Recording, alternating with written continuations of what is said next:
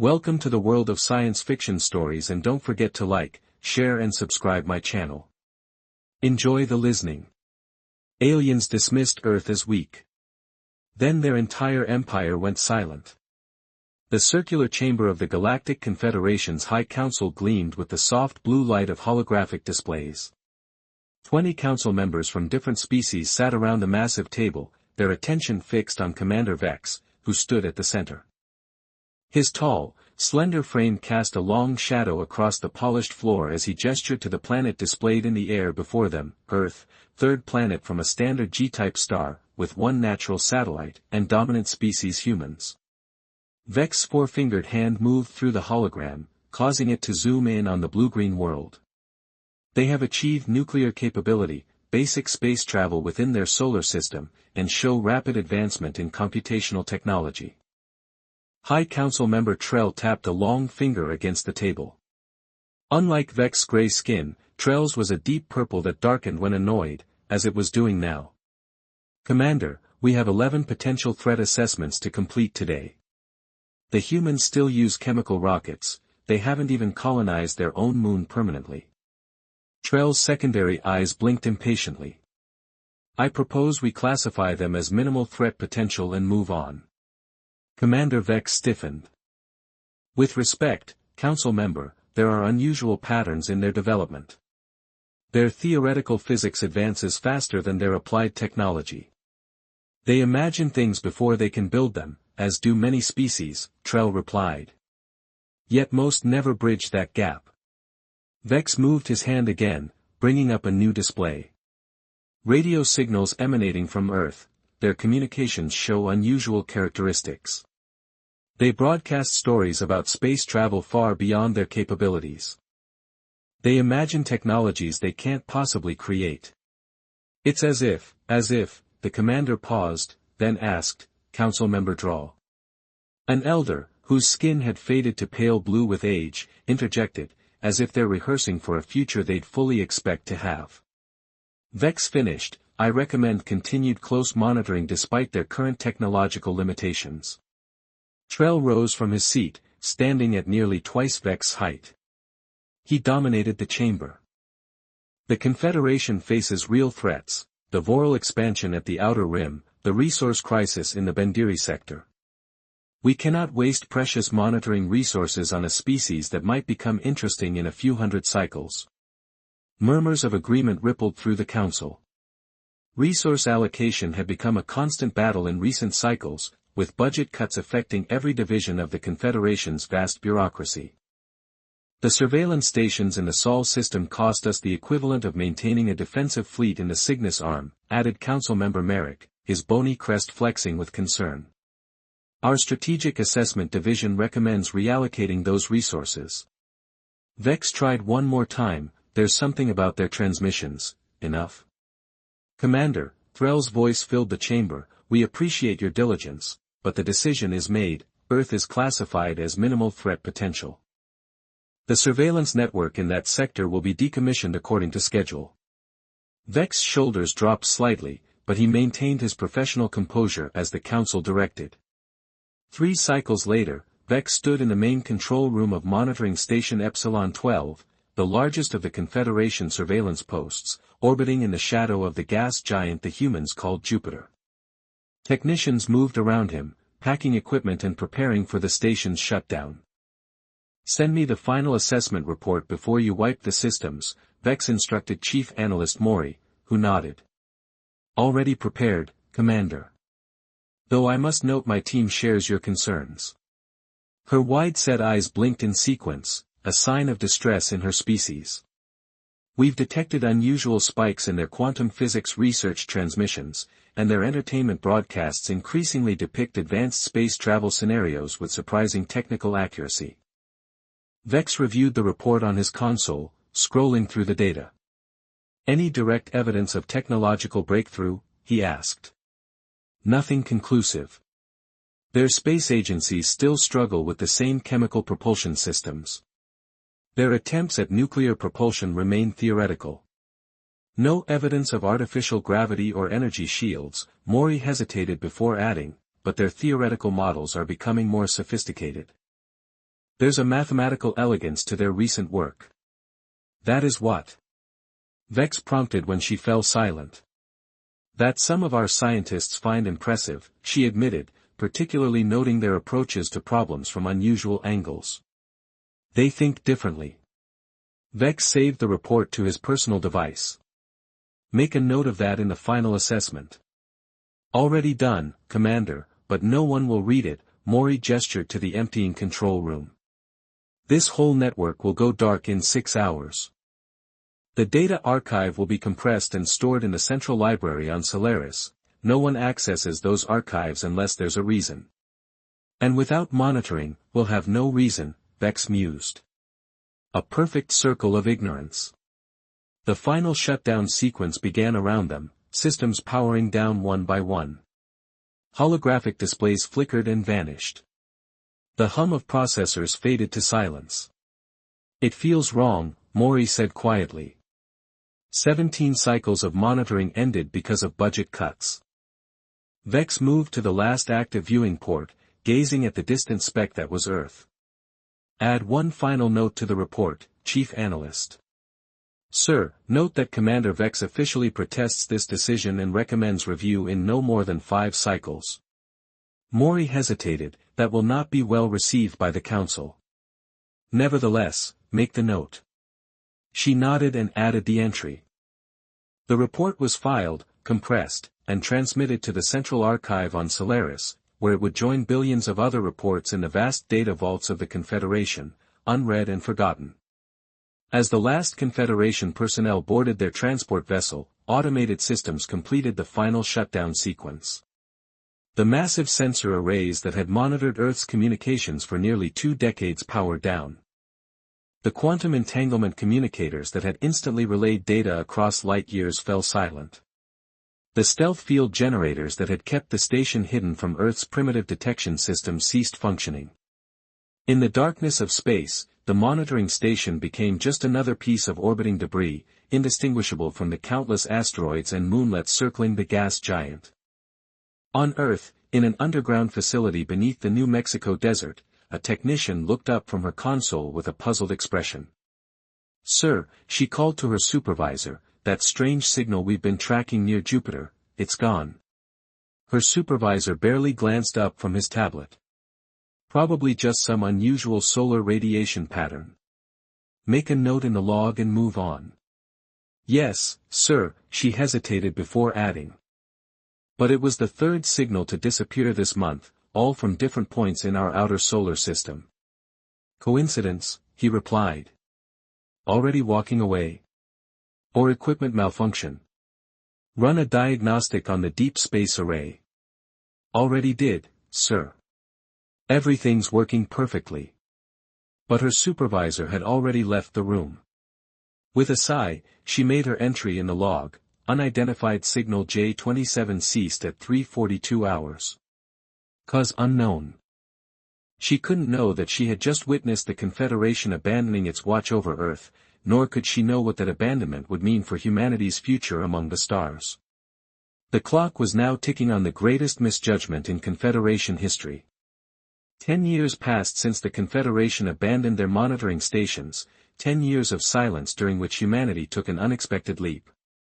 Admiral James Wilson stood before the massive viewport of Earth's first true starship, the Pathfinder. At 62, his hair had turned completely white, but his eyes still held the sharp intensity that had made him legendary in global military circles.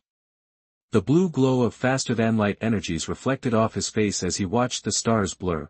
FTL transition complete, he reported Captain Bell from her command chair, all systems nominal. We've successfully reached the Proxima Centauri system. Wilson nodded, maintaining his stoic expression despite the historic moment. Humanity had just completed its first jump beyond the solar system, a journey that should have taken years, accomplished in mere hours. Begin stealth protocols, Wilson ordered.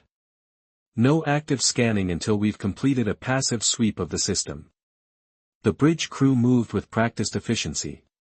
Though this was their first actual interstellar journey, they had trained for years in simulations. Every officer knew the importance of the Admiral's standing order, remain undetected at all costs. Sir, asked Lieutenant Parker, looking up from his sensor station, do you really believe there are aliens watching? Wilson turned his gaze to the young officer. I spent 30 years analyzing those signals, Lieutenant, the ones that suddenly disappeared from our outer solar system, one by one. They weren't natural phenomena. Captain Bell nodded in agreement. The technology we developed from studying those signal patterns is what powers this ship. Someone was watching us, and then they stopped. The question is why, and more importantly. Wilson added, what will they do when they realize we've noticed and used their technology against them? 6 months later, in a hidden facility beneath the lunar surface, Dr. Maya River guided her team through the final adjustments to Earth's newest breakthrough. The chamber housing the quantum entanglement communicator hummed with energy as technicians calibrated its delicate components. Careful with the alignment, Maya instructed. We only get one shot at establishing the link with Pathfinder. Her assistant, Dr. Tom Harris, checked the readings on his tablet. It's still remarkable that we figured this out from those fragments of alien signals. Instantaneous communication across 20 light-years, Maya smiled slightly. Not just figured it out, improved it. Our version uses 30% less energy than what we could determine from their transmission patterns.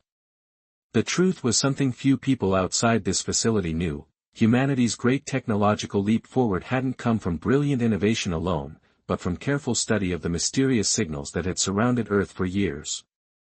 When those signals vanished, Earth's combined scientific community had been given a singular purpose, to determine what had been watching them and prepare for either contact or conflict.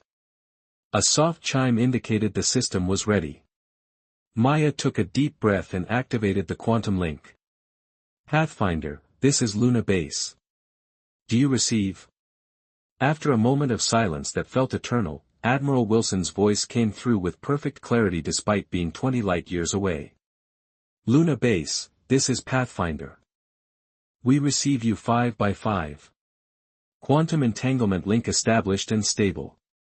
A cheer erupted through the lunar facility. Maya exchanged a smile with Tom before returning to professional mode. Admiral, we're ready to receive your report. Wilson's voice became grave. Pathfinder has established our 8th outpost at the edge of what we believe is alien-controlled space. We've detected regular traffic patterns consistent with an advanced civilization, ships moving faster than light using a method different from our own. Maya's fingers flew across her console, documenting every word. Any signs they've detected our presence? Negative. Our stealth technology is working perfectly. They seem to have no concept of the approach we're using to mask our energy signatures. There was a pause before Wilson continued, Dr. Rivera, we've recovered something from an abandoned outpost. Some kind of data storage device, we're bringing it back for analysis. How soon? 2 weeks, Earth time. But there's something else you should know, Wilson's voice lowered. Based on our observations, these aliens are organized, highly structured, and they're everywhere. We're looking at what appears to be a vast interstellar empire or confederation. Maya felt a chill run down her spine, and she added, and they have no idea we're watching them now. Exactly, the hunters have become the hunted. In the Confederation's Central Planning Division on planet Ceres, junior analyst Krall was having the worst day of his career. The youngster's scales had turned as sickly green as he stood before Director Nev's desk. You filed the resource extension request for the wrong sector, Director Nev said in a dangerously calm voice. Sector 9th Thea is the Bendiri mining region, not the Terran observation post. I apologize, Director, Krall stammered, but the Terran observation program was terminated years ago during the budget reallocation under Councilmember Trell. Nev's secondary eyelids closed slowly, a sign of extreme irritation. Yes, but the automated alert system was supposed to remain active, basic protocols for all potentially developing worlds. There was no budget allocated for maintaining those systems. Director Krall pulled up the relevant data on his tablet. After full withdrawal, all systems in the Sol system were powered down. No alerts have been generated because there has been no monitoring. For how long? Nev demanded. Krall checked the records. 10 standard cycles. Director Nev's scales darkened with concern. 10 cycles is a significant gap in monitoring, even for a primitive species like humans. While major technological breakthroughs typically took centuries for young civilizations, exceptions had occurred. File a request for a standard probe to be dispatched to the Sol system. Nev ordered, low priority, but make sure it happens within the next cycle. Yes, Director, Krall hesitated, should I note any specific concerns? Nev considered this question. The humans had been nowhere close to interstellar capability when monitoring ceased. Even with a decade of development, they would still be confined to their solar system, likely struggling with the same primitive chemical rockets. No specific concerns. Nev decided, just standard procedure for a developing world. We'll update their file once the probe returns data. Little did Nev know that not only would the probe never reach its destination, but when it entered the outer boundary of the Sol system, it would encounter something impossible, a cloaking technology that rendered human outposts completely invisible to Confederation sensors. Admiral Wilson stood in the newly constructed chamber of the United Earth Council. Representatives from every nation on Earth sat in tiered seating, their faces solemn as they viewed the holographic display showing humanity's secret expansion. In the 10 years since alien monitoring ceased, Wilson explained, we have established 23 outposts across 11 star systems. Our fleet now consists of 47 FTL-capable vessels, all using stealth technology derived from studying alien communication patterns. President Garcia of the United Earth government leaned forward, and they still don't know we're out there? No, Madam President. Our approach to physics, what Dr. Rivera calls lateral thinking, has given us an advantage. We develop technologies along paths they seem to have never explored. Dr. Rivera stood beside the Admiral. Their technology follows predictable linear improvements, ours took a completely different direction. They're looking for energy signatures that our ships simply don't produce. Wilson nodded and continued, we now stand at a crossroads, continue our silent expansion, or reveal ourselves and establish diplomatic contact. The element of surprise is still ours to use, the defense minister added. What are our options, Admiral? We can continue the facade of being a newly emerged spacefaring species with limited presence, or, Wilson paused, prompting the President, we reveal our true capabilities and request formal diplomatic relations as equals. The chamber erupted in debate. Some representatives argued for caution, suggesting humanity should hide its true strength until more was known about the Confederation. Others pushed for immediate revelation, believing a position of strength would ensure better treatment.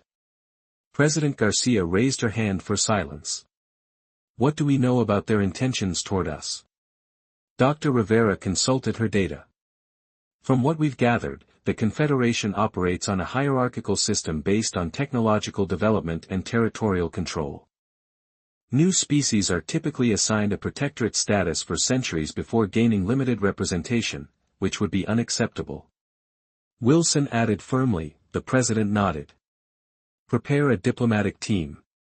We will reveal ourselves, but strategically. The Confederation should understand that humanity comes to the galactic stage as an equal, not a subject. As the council session ended, Admiral Wilson and Dr. Rivera walked together through the grand hallway of Earth's United Government Building.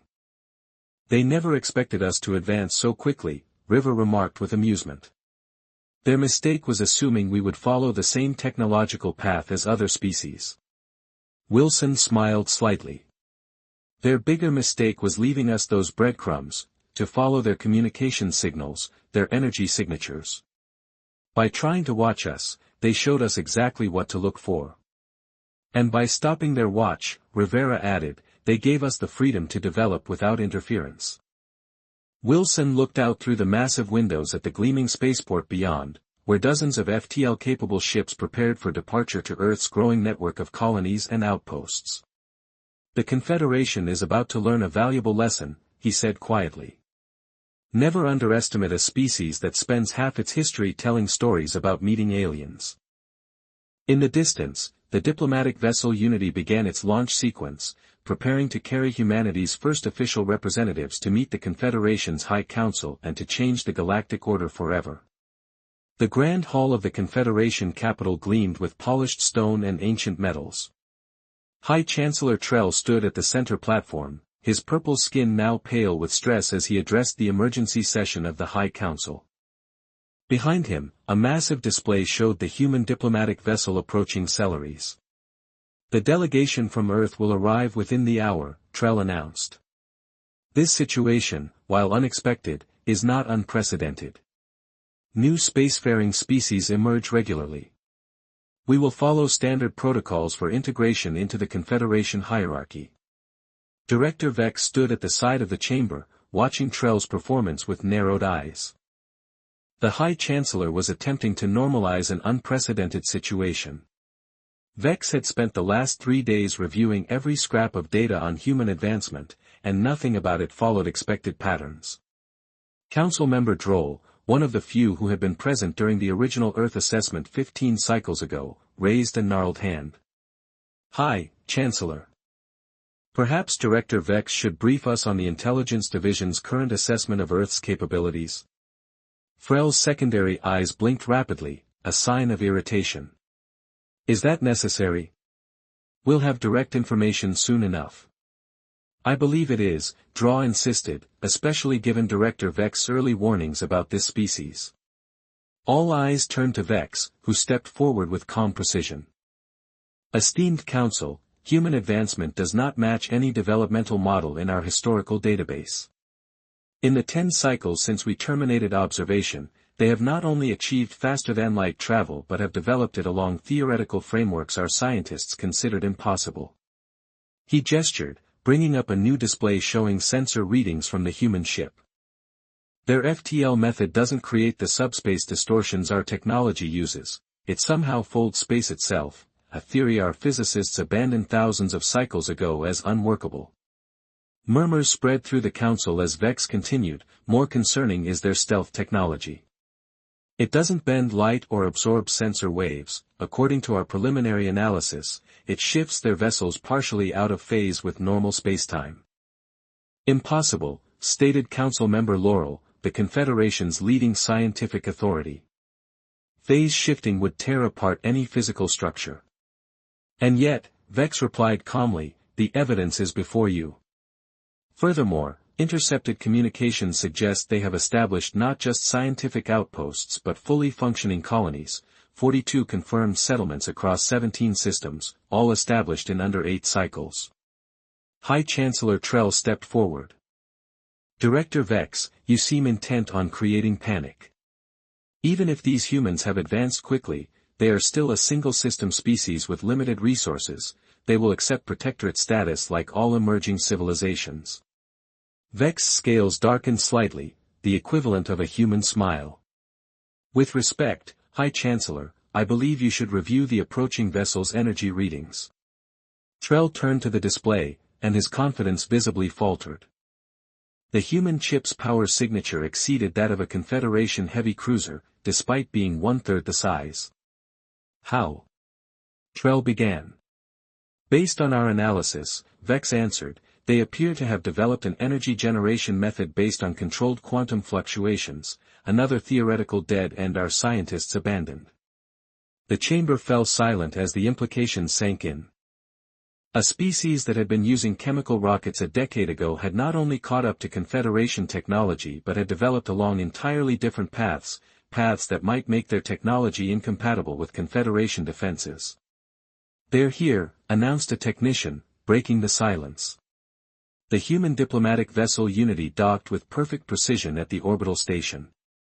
Admiral Wilson led the delegation with Dr. Rivera and 5 other human specialists following behind. They wore simple, elegant uniforms without excessive ornamentation, a calculated choice to appear confident but not aggressive. A Confederation reception party waited in the docking bay, led by a tall, purple-skinned official who stepped forward with formal rigidity. I am High Chancellor Trell of the Galactic Confederation. On behalf of the 523 member species, I welcome you to Axillaris. Wilson nodded respectfully. Admiral James Wilson of Earth. We appreciate your welcome, High Chancellor. This is an historic moment for both our peoples. Trell's secondary eyes narrowed slightly. Indeed, your rapid advancement has been remarkable. The Council is eager to discuss your integration into the Confederation structure. As a newly spacefaring species, you will find our Protectorate program quite beneficial to your development. Wilson exchanged a glance with Dr. Rivera before responding, while we appreciate the offer. High Chancellor, Wilson interrupted, Earth comes to this meeting as a sovereign stellar nation, not a Protectorate applicant. That's not how our system works. Admiral, replied High Chancellor Trell, a hint of condescension entering his voice, all new species begin as protectorates. It's for your own benefit. The galaxy can be dangerous for newcomers. Wilson smiled politely. Perhaps you misunderstand our position. Earth isn't requesting admission, we're proposing a mutual recognition treaty between equals. A low-ranking official approached Trell and whispered something that made the High Chancellor's skin fade to an even lighter purple. What is it? Wilson asked. Trell straightened his already imposing frame. Our sensors have detected 3 more human vessels entering the system. You were permitted 1 diplomatic ship. Actually, Wilson replied, those aren't additional diplomatic vessels, they're our escort. They've been with us the entire journey, maintaining stealth protocols until now as a security measure, standard procedure for diplomatic missions into unknown territory. A gray-skinned official stepped forward from the Confederation delegation. You had invisible escort ships following your vessel through Confederation space. This is Director Vex of our Intelligence Division. Trell introduced him reluctantly. Wilson inclined his head toward Vex. Yes, Director. Standard security protocol, I'm sure you understand the precaution. Vex's expression remained unreadable, but something like respect flickered in his eyes. Most prudent, High Chancellor. Perhaps we should move this discussion to the Council chamber. The Grand Hall fell completely silent as Dr. Rivera finished her presentation. The holographic display above the Council table showed technology after technology the humans had developed, each following theoretical paths the Confederation had abandoned centuries or millennia ago. In summary, Rivera concluded, human thinking appears to approach problems from fundamentally different angles than Confederation species. Where your scientists see a dead end, ours might see an opportunity. This cognitive divergence explains our rapid development once we understood the basic principles we discovered from studying your monitoring signals. You knew we were watching you, Council Member Laurel asked, genuinely curious. We detected your observation platforms years before you shut them down. Wilson confirmed, we couldn't understand the technology then, but we gathered enormous amounts of data. When the signal stopped, we realized we had been given an opportunity. Director Vex stepped forward. You used our own monitoring technology against us. We learned from it. Wilson corrected and improved upon it. High Chancellor Trell had remained silent through most of the presentation, but now he spoke. Even with these advancements, Earth is still one planet with limited resources. The Confederation spans thousands of worlds across 3 galactic arms. Wilson nodded in acknowledgement. Which is why we come in peace, seeking cooperation rather than conflict. However, there's one more thing you should know. He gestured to Dr. Rivera, who activated the final part of their presentation. The hologram shifted to show 3 distinct alien species, none of which were represented in the Council chamber. During our exploration, we encountered these 3 species in systems your star charts marked as uninhabited. They had been overlooked by your survey teams, possibly because their technological signatures didn't match your expected patterns. Shocked murmurs filled the chamber. Missing 3 spacefaring species was an unprecedented failure of Confederation exploration protocols, Wilson continued. We've established peaceful relations with all 3, he added. They formed their own coalition, which now has a mutual defense treaty with Earth. The implications were clear. Earth might be one planet, but it was no longer alone, and the Confederation's assumption of complete galactic knowledge had been shattered in a single moment. Director Vex moved to stand beside High Chancellor Trell. For the first time in the meeting, Vex allowed himself a visible reaction, one that humans would recognize as a smile. "I believe," Vex said quietly to Trell, "this would be the moment to reconsider our assessment of Earth's threat potential."